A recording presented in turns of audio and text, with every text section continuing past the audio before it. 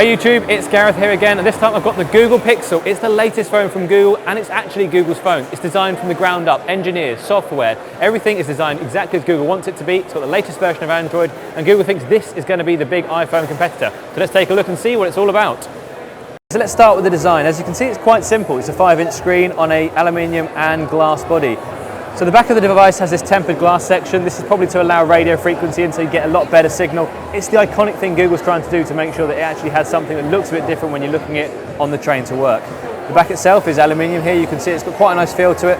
And it's got a slight wedge shape as well, so when you hold it in the hand, it feels a little bit nicer, a little bit more ergonomic. Buttons on the side here, very simple, very easy to feel. You've got a little ridge on the power button there and a standard volume key right there in the middle. The fingerprint scanner on the back here works two ways. It's both a fingerprint scanner and it's designed to be a different gesture tracker as well, so you can swipe down from the back, as you see here, and it's pulling down the notification shade. On the top, headphone jack. Apple fans, sorry, you're out of luck here. This is where the headphone jack is living.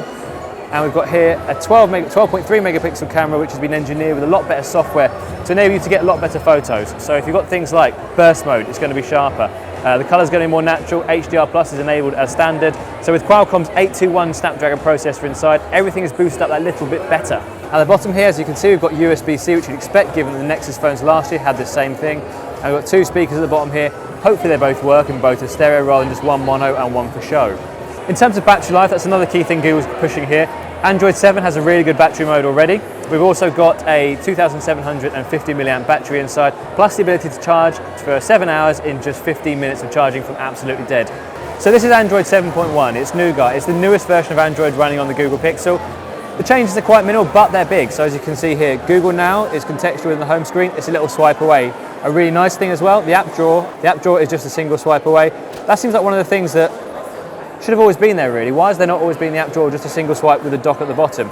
And Google Assistant is here. Now this is Google's big play. This is artificial intelligence and it knows contextually what you want to do. So if I said, show me all the sushi bars in Soho. Has a little think. So let's talk about the camera. On the back here we've got a 12.3 megapixel sensor. Google says it's the best in the world and it reckons that DxO mark being one of the key metrics in terms of how well a camera performs objectively, says it's the best as well. It's scoring 89, which is better than anything else on the market.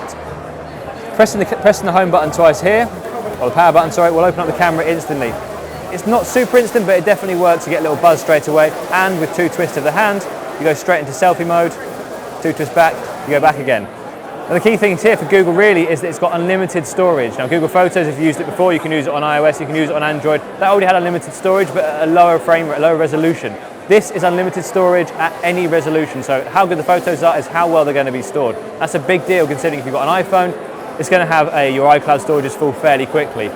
So that's the Google Pixel. It's a big phone for Google, even though it's only 5 inches in size, but the big issue is the cost. It's the same price as an iPhone or a Galaxy S7, so Google needs this to be a hit. Luckily, it seems like all the bits are there.